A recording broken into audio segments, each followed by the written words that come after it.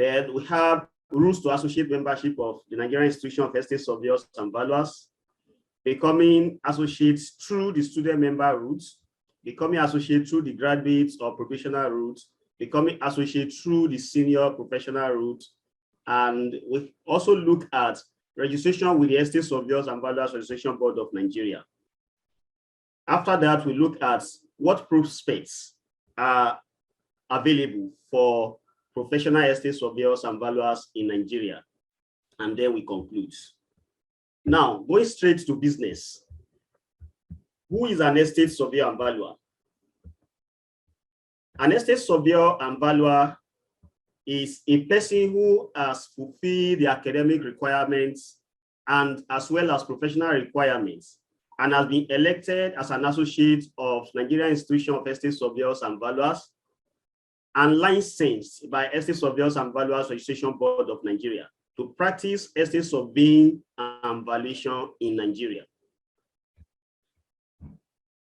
The Section 31 of Estate Surveying and Valuation Regulations 2014 defines estate surveyor and valuer as any person engaged in the profession of estate surveying and valuation and registered with Estate Surveyors and Valuers Registration Board of Nigeria.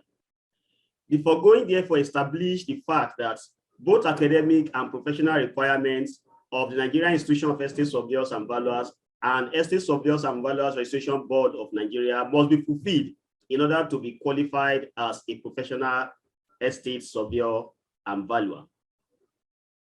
In its bid to expand its membership base, the Nigerian Institution of Estate Surveyors and Valuers has over the years embarked on a series of reforms, some of which are reduction of the number of wells for critical analysis from 5,000 to 3,000 wells. The critical analysis is the one people often call thesis, but it is different from thesis because it is a technical report. Increasing the number of examination centers to allow for one examination center per geopolitical zone. Another reform that was done recently was to reduce the pledges made that are required to be made by intending associates, both at national level and at state level. Then NEMSA has also started exploiting online submission of synopsis and critical analysis, and this will be fully implemented soon. Now, all these reforms have yielded tremendous results. We are, as an academy, we have, however, observed that many graduates or professionals still find it difficult to comprehend the process of becoming professional estate surveyor and valuer, as well as the opportunities that it offers. Therefore, the focus of this seminar is to discuss the process of becoming professional estate surveyor and valuer and the various career opportunities open to an estate surveyor and valuer. The process of becoming estate surveyor and valuer will therefore be discussed under two headings. One, we'll look at the procedures for becoming associate of the Nigerian Institution of Estate Surveyors and Valuers. We'll also look at procedures for registration with Estate Surveyors and Valuers Registration Board of Nigeria. And we'll talk about the prospects. The procedures for becoming associate of the Nigerian Institution of Estate Surveyors and Valuers begins with the fulfillment of basic O-level requirements. After the fulfillment of these basic requirements, a candidate can pursue associate of the Nigerian Institution of Estate Surveyors and Valuers following any of the three basic routes. What are these basic entry guidelines for NAIF's professional exam? According to the entry guidelines for NAIF's professional examination approved by Council on 25th February 2017, candidates seeking entry into any stage of the professional qualifying examination of NAIF must possess SSC or its equivalents with credit passes in at least 5 subjects, which includes English language, mathematics, economics, 1 basic science subject from agricultural science, biology, chemistry, and physics, and any other subject from accounting, business studies, building construction, commerce, finance, geography, government, metalwork, etc. These are the basic entry guidelines, the whole basic O-level guideline. Now, let us look at the routes to associate membership of the Nigerian Institution of Estate Surveyors and Valuers. There are basically 3 routes to the associate membership of NAIVs. We have the student member route, the graduates or probational member route, and the senior professional route. Becoming associate through the student member route, the students member route allows a candidate to join the institution as a student member and pursue professional progression into the associate cadre. The candidates in this category are holders of SSC or its equivalent with 5 credits in the relevant subjects in at most 2 sittings. Now, these are the subjects I mentioned, basic SSC subjects I mentioned earlier. So holders of SSC, they can exploit the student member routes. Another group of people that can exploit the student member routes are graduates of other disciplines other than estate management and valuation. Then we have undergraduates of estate management and valuation in a university or polytechnic. All these 3 categories of people can exploit the student member routes. Any candidate who wishes to become associate member of the institution through the student member route shall first register as a student member to obtain student membership number. But in recent times, the institution has started issuing provisional member number to graduates of other disciplines, perhaps because they are graduates from their various disciplines. But even with this, they still join the institution through the student member routes. The candidate shall attach himself to an industry-based supervisor for the purpose of work experience. The industry-based supervisor must be financially up to date with NAIVs and must not be less than 5 years post-election. After registering with the institution, the candidate shall fulfill 2 major requirements to become associates. These are academic requirements, that is NAIVs professional examinations, and professional requirements, otherwise known as test of professional competence. Now, let us look at how do you fulfill academic requirements under the student member routes.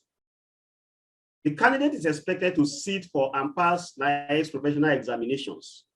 With his membership number, the candidate can then begin to write the institution's examination starting from foundation in estate management.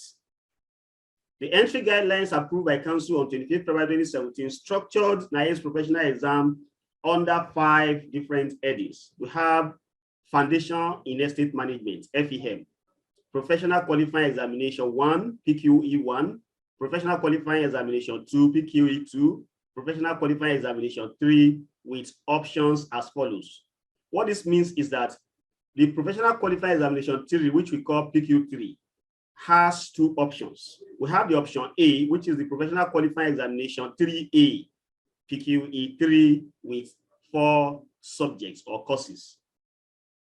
Then we have the B option, Professional Qualifying Examination 3B, with 8 courses. And the final stage of the exam is professional practice examination. Candidates coming in through this route are therefore expected to sit for and pass the following professional examinations.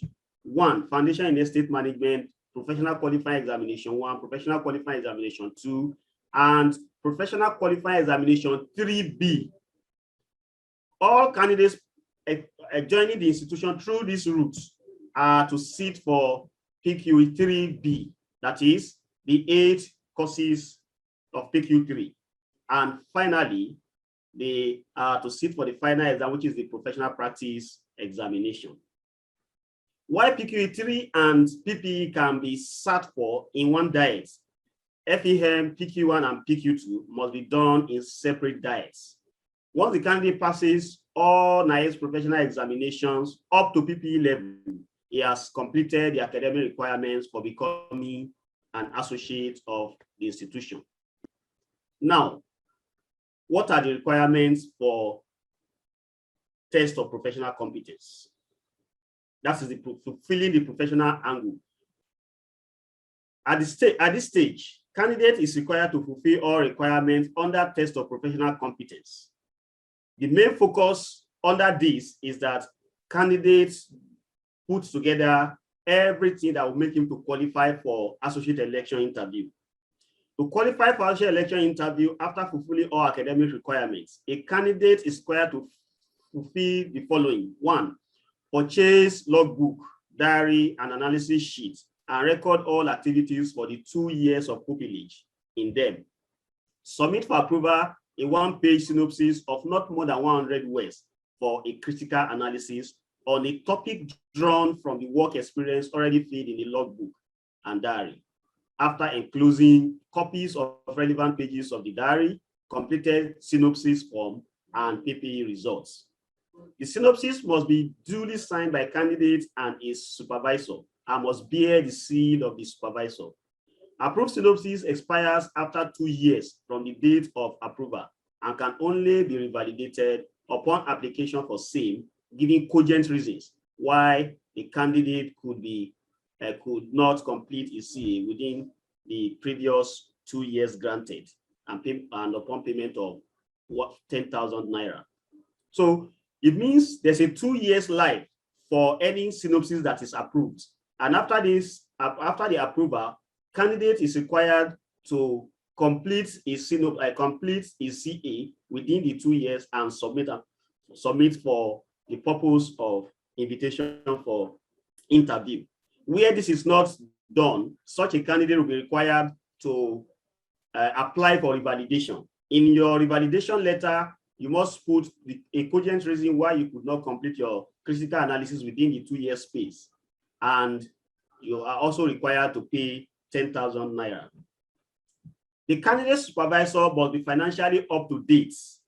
A financially up to date estate surveyor and valuer who is not less than 5 years post-associate election. Once the synopsis is approved, the candidate can now begin to write his critical analysis. Critical analysis is a technical report of a project carried out or partook in by a candidate during his period of pupillage. Here, critical analysis is unlike the thesis we write in our various tertiary institutions. It is a technical report, and the structure of the critical analysis does not follow, the new structure does not follow the thesis we write in school. As a result of that, the chapter 2 is not literature review because you are not reviewing any literature. Rather, you have to describe the work you have partook in or the one you single-handedly carried out. Now, the candidate is expected to produce evidence of his attendance of a minimum of 2 national conferences, 1 national and 1 state mandatory professional development, MCPD seminar, obtaining a minimum total of 20 credit points during his period of pupillage. The credit points are assigned as follows. National conference has 7 credit points. National MCPD seminar has 5 credit points. 1-day state branch organized MCPD has 3 credit points, and 2-day state organized MCPD attracts 5 credit points. The candidate shall complete the institution's application for interview form, which is usually referred to as pink form. And this form must be duly signed by the candidate's employer, 2 financially up-to-date fellows of the institution, 2 financially up-to-date associates of not less than 5 years post-associate election, and the branch chairman of the candidate. So what this means is that every person must belong to a branch. And to be able to become an associate, your branch chairman will sign your application for interview form, which is the pink form. Okay? The application form shall be submitted with the following: 10 copies of the critical analysis duly certified and sealed by the supervisor, completed logbooks, diary and analysis sheets, and payment of the required application fee, including any outstanding due to the institution. Upon satisfactory of the membership committee with the candidate's application, it shall invite him or her to appear before it for associate election interview. At the interview, the candidate is required to do the following. 1, present all his original certificate for citing by the interview panel. 2, satisfy the interview panel on his competence on the critical analysis, professional knowledge, and current affairs. 3, the candidate must be able to score a minimum of 50% average for a pass mark to be able to pass the interview. 4, candidate must donate to the institution a minimum of 2 standard textbooks in any area of estate survey and valuation. Then, next, candidates must pay a mandatory pledge into the institution's benevolent fund. In the past, this pledge used to be a bit high, but I think based on the current reforms, the pledge has been reduced to a very the barest minimum. Now, the moment a candidate passes the election interview and pays all dues, including mandatory pledge, is admitted into the associate cadre of the Nigerian Institution of Estate Surveyors and Valuers. The candidate is thereafter inducted and presented with associate membership certificates, and he is given associate membership number. He can now use the appellation ANIVS after his name. Now, this has brought us to the end of the becoming associate of the institution when through the student member route. Now, let us look at the process under the graduate or probational member route. The graduate or probational member route allows a candidate to join the institution. Now, before I go into this, let me first of all tell you who a graduate or a probationer is. A graduate of the Nigerian Institution of Estate Surveyors and Valuers is a person or a graduate of estate management from a university. And that is why you find that the graduates of university, they are given the G number. Their number starts with G zeros, then the four figures number. Then a probationer is an HND holder from the Polytechnic. Such people are given the P number, that is the probationer number. But like I said earlier, lately we found that the Nigerian Institution of Estate Surveyors and Valuers has started issuing the P number, that is the probational number, to graduates of other professions who join the institution through the student member route. However, like I said earlier, this has not changed the route with which they come into the institution. Now, the graduate or probational member route allows a candidate to join the institution as a graduate or probational member and pursue professional progression into the associate cadre of the institution. The candidates in this category include 1, a BSc holder in estate management and valuation who shall be required to register as a graduate member of NAIVS and giving graduate member number, and an HND holder in estate management and valuation who shall be required to register as a probational member of the Nigerian Institution of Estate Surveyors and Valuers and giving probational member number. Candidates in this category shall be required to show evidence of working under an industry-based supervisor. When I say industry-based supervisor now, I mean a professionally recognized or an approved estate firm by the institution and SVABON. Okay, and the person who is to serve as an industry-based supervisor must be a qualified surveyor, an estate surveyor and valuer who is financially up to date and is he has spent more than 5 years when he became an associate.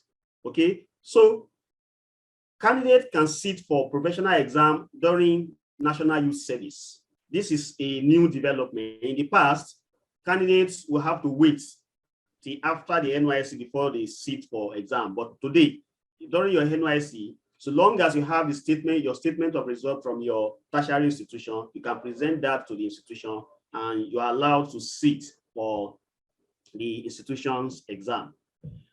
The professional exam that a candidate in this category will sit for depends on two factors. Number one is whether such a candidate graduated from a university or polytechnic, and whether the university or polytechnic has eligible accreditation as at the time he graduated, as at the year he graduated. Now, fulfillment of academic requirements under the graduate provisional member rules. A graduate of any university with eligible accreditation as at the time he or she graduated shall only be required to sit for and pass the professional practice examination, PPE. A graduate of any university without accreditation, without eligible accreditation, as at the time he or she graduated, shall be required to sit for professional qualifying examination, the 3A, that is the option with 4 courses, together with professional practice exam, either in one diet or in 2 different diets as the candidate may prefer. Then here also we have a graduate of any polytechnic with ESVA-born accreditation as at the time he or she graduated. Such candidates shall be required to sit for professional qualifying examination 3A, that is the option with 4 courses, together with professional practice examination, either in one diet or in 2 different diets based on the preference of the candidates. Now,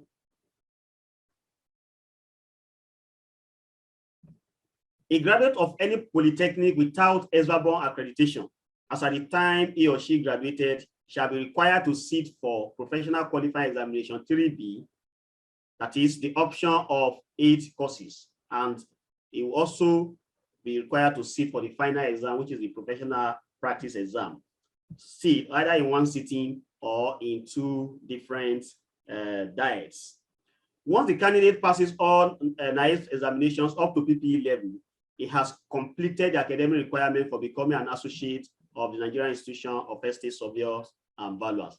Okay, now before I go on this, I must say that everything that has to do with writing exams, academics within the Nigerian Institution of Estate Surveyors and Valuers fall under the Education Committee of the institution. But the moment the candidate passes all his exams up to PPE level, such a candidate is now to pursue the professional requirements. That is the test of professional competence. And all activities under test of professional competence fall under another committee called the membership committee. In addition to all the requirements for test of professional competence under the student member rules, the graduate or probationer shall submit his NYSC certificate. What do I mean by this?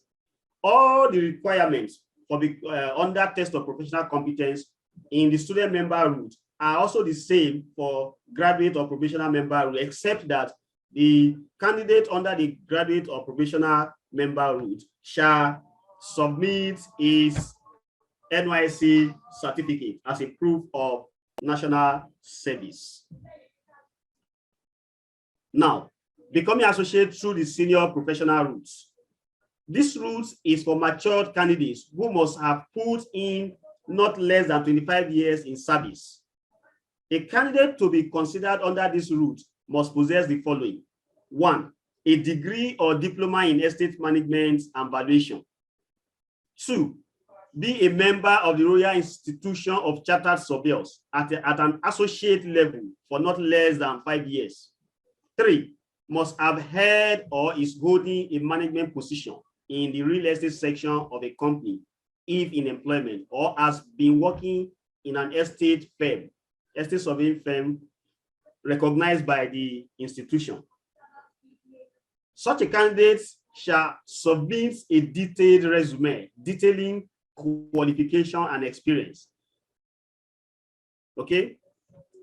Candidates shall submit a case study on any aspect of real estate market in Nigeria or the profession of not less or more than 5,000 words. Okay. For the candidates in the senior professional routes, they come up with, they are to write or to submit a case studies critical analysis, which must not be more than 5,000 words. However, for other routes, candidates, critical analysis of candidates must not be more than 3,000 words. Candidate shall submit his application for election through the branch chairman of his place of residence or his place of work. It means we have two options. If your place of work is different from your place, if your state of work is different from the state where you have your office, you can either choose whether from the two which you take as your branch, and your branch chairman, the branch chairman will endorse the form. Candidates shall be invited to appear before the management committee. Now, remember that when we talk about other routes, they are going to be interviewed by the membership. Sorry, hello, please just hold on. This is just a minor hitch. Okay, ESB Kamaruddin is back with us now. So please, let's. Okay. Thank you very much. The technical people, I want to appreciate you for your efforts. Okay, so we said the candidate through the senior professional route must present all his original certificate for citing. Like I said earlier, he is not going to be attending the interview with the membership committee. He will rather meet with the management committee. Who are the members of the management committee? Members of the management committee are the officials, the national officials of the Nigerian Institution of Estate Surveyors and Valuers, comprising the president, the first vice president, the second vice president, the national secretary, assistant national secretary, the national treasurer, assistant national treasurer, the national publicity secretary, and the assistant national publicity secretary. These 9 officials make up the management committee of the Nigerian Institution of Estate Surveyors and Valuers. Then the membership committee is also a committee of the council. But like I said, the candidates through the senior professional will only meet with members of the management committee and not members of the membership committee. Okay. Now, he shall present all his original certificate for citing by the interview panel, satisfy the interview panel. Interview panel now here means the members of the management committee on his competence on the critical analysis. Yeah, he has to show his competence on the critical analysis, his professional knowledge, and current affairs. And current affairs here does not mean it must be things within the institution alone, but affairs of the society in general. Minimum of 50% average for a pass mark, minimum of 2 standard textbooks in any area of estate management and valuation. You will pay a mandatory pledge into the institution's benevolent funds. Now, procedures for registration with Estate Surveyors and Valuers Registration Board of Nigeria. Now we have completed a leg. That leg is the leg of becoming associate of the Nigerian Institution of Estate Surveyors and Valuers. And we have been able to look at the 3 routes towards becoming associate of the Nigerian Institution of Estate Surveyors and Valuers.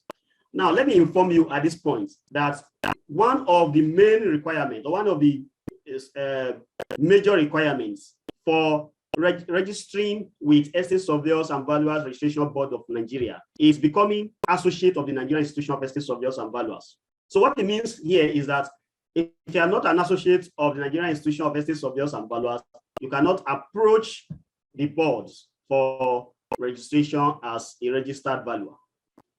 Registration with the Estate Surveyors and Valuers Registration Board of Nigeria therefore qualifies a candidate to be a registered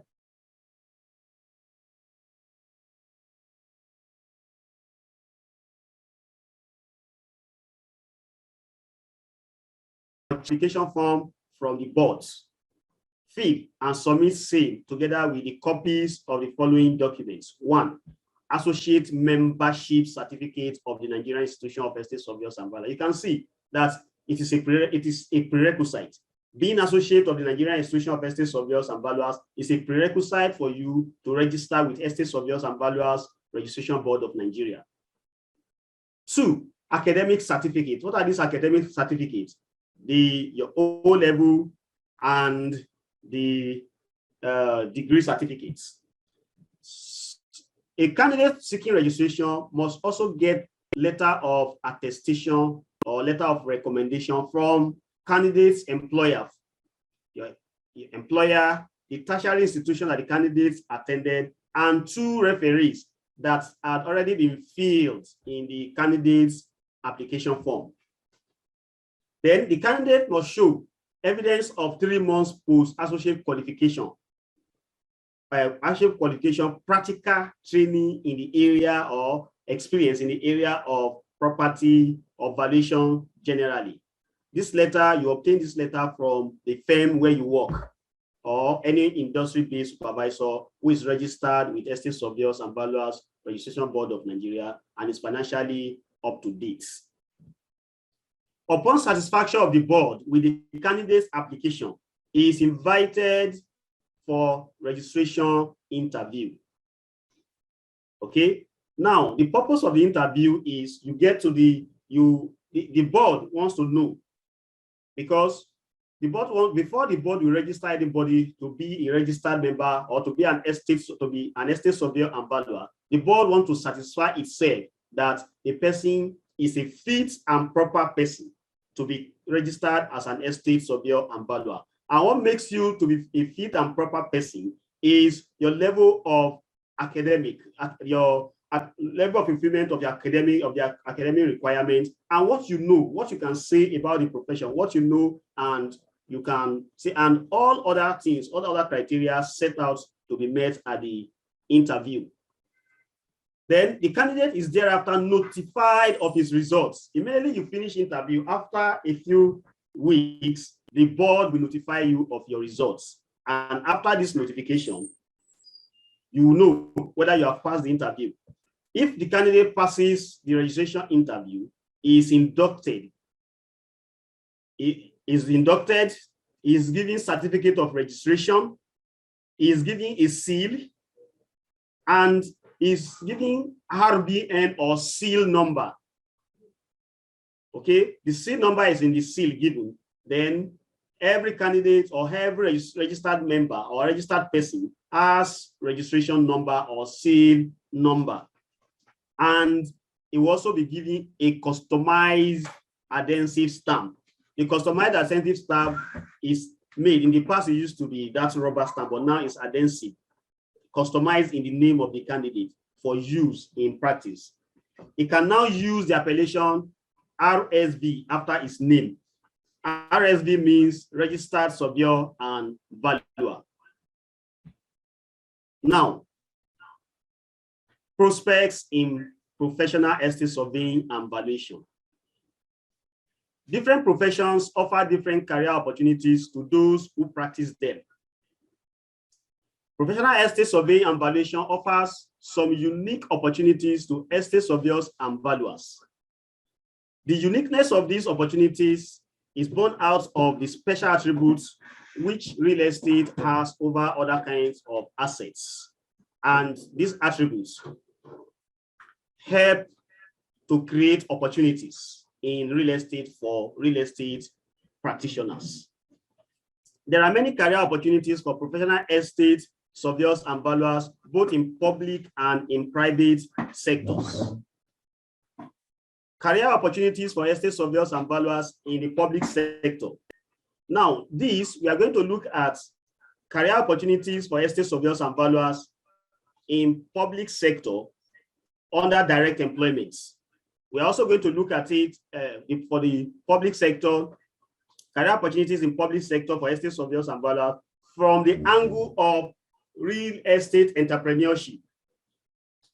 What this means is that where through direct employment, you can get job opportunities. You can make a career in estate survey and valuation through direct employment into different whether government ministries or parastatals. Then if you also choose to embark on real estate entrepreneurship, it means you own your own firm. There are other opportunities in the area of services you can render to governments. Okay, so we are going to look at it from the two angles. The first one is the direct employment.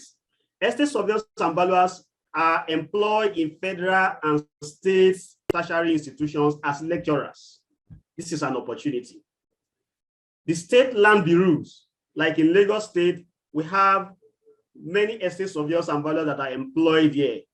Land officers, deputy directors, we have directors, many, they work in Lands Bureau in Lagos, and it's also applicable to other states in the Federation. These are places of career opportunities for professional estate surveyors and valuers.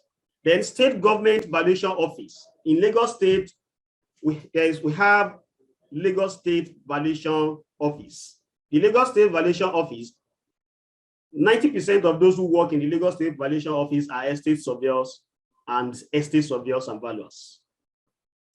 Estate surveyors and valuers are also employed in Federal Housing Authority, National Airspace Management Authority. We have our colleagues who work in NEMSA, National Airspace Management Authority. We have our colleagues who work in Federal Ministry of Works and Housing, and we have our colleagues who work in Federal Airport Authority, among others. So the point I'm making in essence is that through direct employment, career opportunities are available in government ministries and parastatals through direct employment of estate surveyors and valuers. Then when you choose to be a real estate entrepreneur, that is, you set up your own firm, there are also opportunities that are available in government ministries and parastatals. But these opportunities come by way of rendering of services to government through their various ministries and agencies. We have, for instance, we have management of public assets. Estate surveyors and valuers are engaged as consultants to manage public assets. Valuation of government properties for IPSAS. IPSAS is international. IPSAS is international public sector accounting standards. It is a standard of reporting the value of assets of the government. It came into being in 2010, and our colleagues have carried out valuation for these purposes for government, especially in Lagos State. Public asset tracing, tagging, and compilation of asset register. These are areas of services of estate surveyors and valuers to government.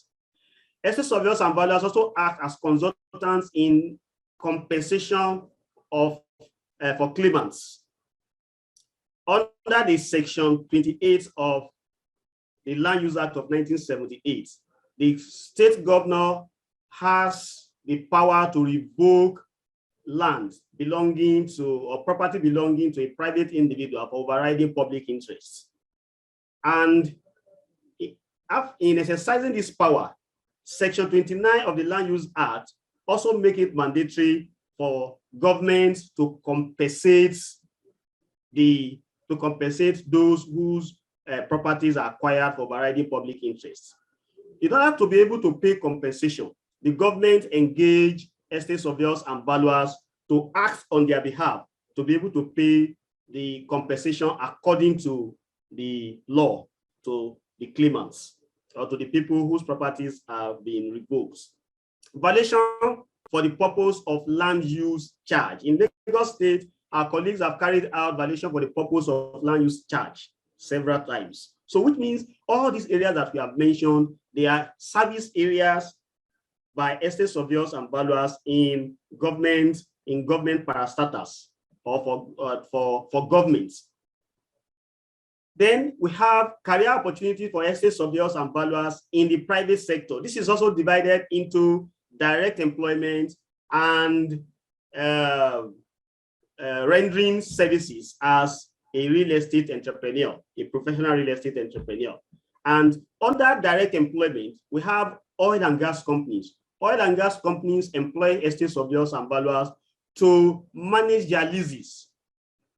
Areas, not only managing their leases, for property acquisition. They have within their companies estate surveyors and valuers. Anytime they want to acquire any asset, or anytime they want to rent a property for their offices, these estate surveyors and valuers are the ones they employ for that purpose. And they're also managing their leases because they have several properties they take. So this estate surveyor and valuer that's employed for this purpose manages those leases, ensure that they renew to time, and in the negotiation of leases, they also partake on behalf of the company. Then we have electricity distribution companies. Electricity distribution companies employ estate surveyors and valuers. We have colleagues in Ikeja Electric who are estate surveyors and valuers. Then eateries like KFC, Mama Cass, etc. They also employ estate surveyors and valuers who manage their leases, who are also in charge of their site acquisition. Commercial banks also employ, through direct employment, they employ estate surveyors and valuers to carry out real estate related activities in their bank. Insurance companies, private universities, and polytechnics also employ estate surveyors and valuers as lecturers in their institution. Manufacturing companies like Unilever, Dufy are the makers of Indomie. They also employ estate surveyors and valuers. Telecommunication companies like MTN, Airtel, etc. also employ estate surveyors and valuers. Telecom infrastructure providers. Telecom infrastructure providers are those who provide infrastructure for telecommunication companies. A good example here is IHS in Lagos here. They also employ estate surveyors and valuers. Property companies like UPDC also employ estate surveyors and valuers. Professional estate firms, among several others, also employ estate surveyors and valuers through direct employments. Then, career opportunities for estate surveyors and valuers in the private sector through real estate entrepreneurship. That is, you set up a firm and you render real estate related services. There are private sector clients that are users of our services. Professional estate surveying and valuation offers practitioners a wide range of professional career opportunities in the area of estate agency, real estate development, asset valuation, property management, project management, feasibility and viability appraisal, real estate consultancy services, arbitration, facility management, among several others. Users of these services of professional estate surveyors and valuers in private practice includes oil and gas companies. Oil and gas companies, apart from the fact that they employ surveyors, they also carry out, because there are certain technical activity like property valuation, which they cannot engage, the estate surveyor and valuer within their company cannot do for them. It can only act, it can only check whatever the external consultant has done, but it cannot do it because of conflict of interest. So they will engage external consultant, external estate surveyor and valuer to value their assets for them, and so many other services. Federal and state governments.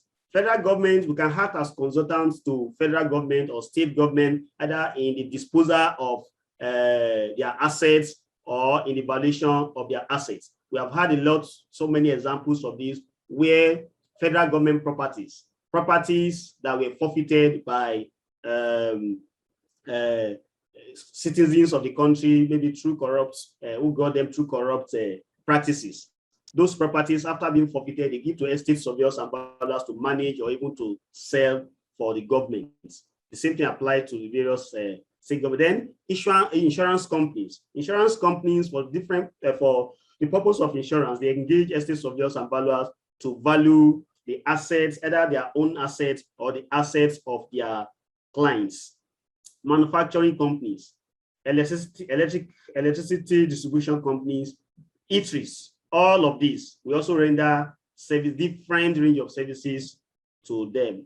Commercial banks, valuation of their assets, and there's so many other activities. Telecommunication companies like MTN, Airtel, and so on and so forth. Telecom infrastructure providers, accounting firms, law firms, religious organizations. Religious organizations lately also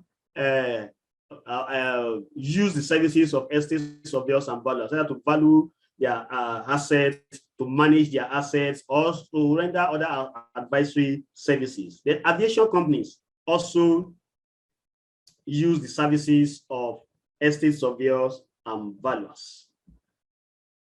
Fellow colleagues in the noble profession, inasmuch as housing remains a basic necessity of life, and the land upon which all human activities take place remains a scarce resource, there will always be opportunities in real estate, especially in urban areas.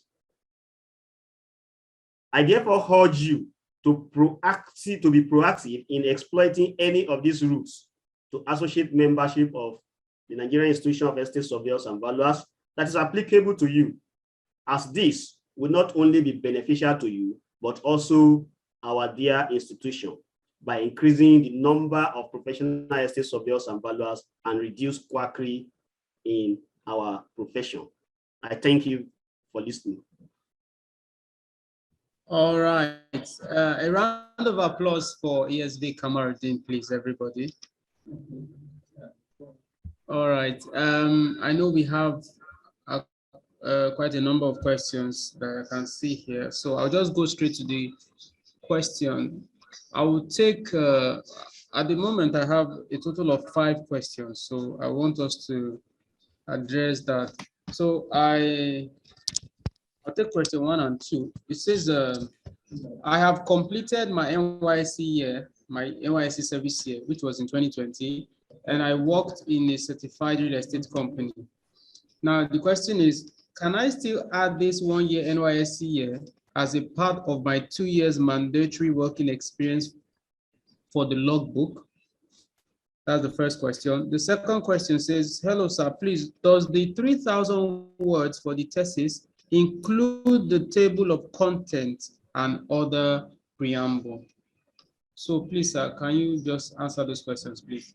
Okay, thank you very much. Now, the first question on the service year, whether you can have the service year as one of the 2 years of pupillage. Now, lately, I've seen an example or a candidate who had the service year.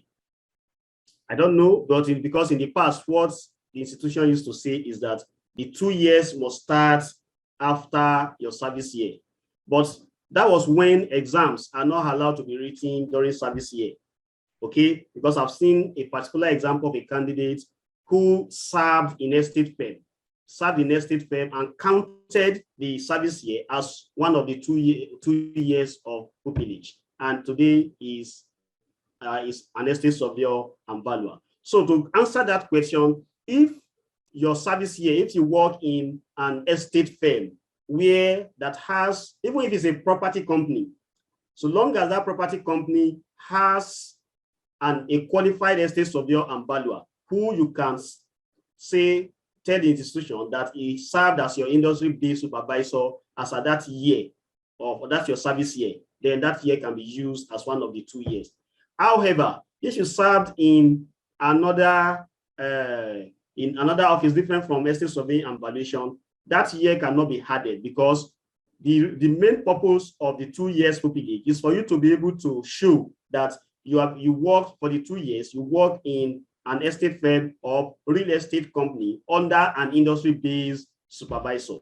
So if if it's not a nested firm, then you cannot add the service year where you have worked. You cannot add the service year. Then the second question is whether table of content is part of the 3,000 words. The answer is no. The table of content and other things you are going to add in the appendices are not part of the 3,000 words. It starts from your chapter 1 to chapter 5. The counting of the words starts from chapter 1, your chapter 1 to your chapter 5. Thank you. Thank you very much. So I'll go to the next question. I have 3 more questions here. So I will take the question 3. Question 4 and 5 are similar. They address the same point. So I'll take question 3. It says, thank you, Mr. Lecturer and the organizers. What is the implication of the supervisor being not financially up to date? That's the first question. Now, the 4th and 5th question is basically asking the same. Like I said, the participants want to know if they will get the presentation, the PDF, the slides by email. So those are the remaining questions. Before you answer that, let me just say this. Please, if you still have further questions, maybe it just popped in your mind, please, can you just send your questions to the question and answer session while ESB Kamarudin answers this recent question that I've just asked. Thank you. All right. Thank you very much. Now, the question on whether the implication of supervisor not being financially up to date. It has implication. The implication is that the moment your supervisor is not financially up to date, not only your supervisor, even the 2 fellows and the 2 associates that sign your PIN form, if any of them is not financially up to date, and you submit your form to your PIN form and others, your critical analysis and other supporting document to the institution, they will look at it. They look at all your submissions. They look at the status of all those who have signed for you, your supervisor and all the 2 fellows and the 2 associates. If any of them is not financially up to date, then you will not be called for interview. They will step down your application and you will not be invited for interview. That's the implication. So what we should do here is that whoever we are going to use as our supervisor or that will sign our PIN form, the 2 fellows and the 2 associates that will sign our PIN form, we must ensure that these people are financially up to date. The question you would then ask is that, how do you know? Do you go and ask the supervisor that, are you financially up to date with the institution so that you help me? No, the thing is, it depends on your rapport with the person. If it's somebody you know, you cannot ask such a question and you are not too sure of his financial status, it's better to use the person you are sure of so that they won't stand down your application. Then on whether the presentation, we can send the presentation, I'm sure the people in the IT section they are doing the recording of this, so we can only share. And if you want the slide, no problem, we can share the slide. All right, thank you, sir. So do we still have any further questions?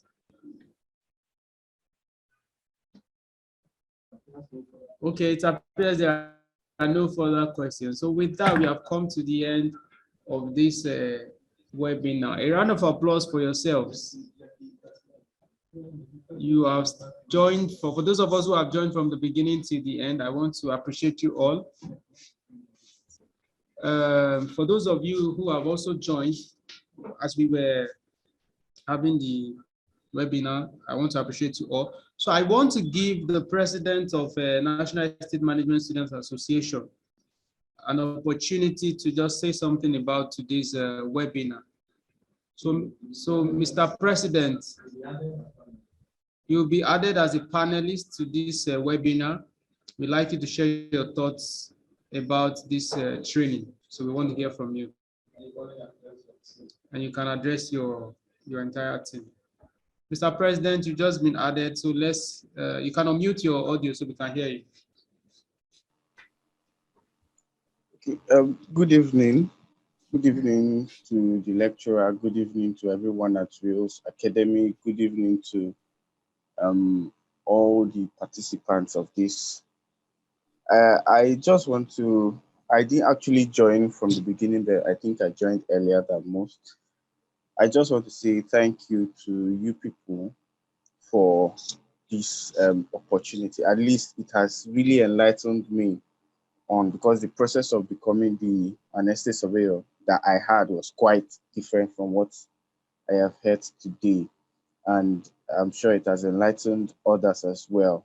So I just want to thank you, and I hope that we can um, do more of this so that becoming estate surveyors and valuers will be easy for us.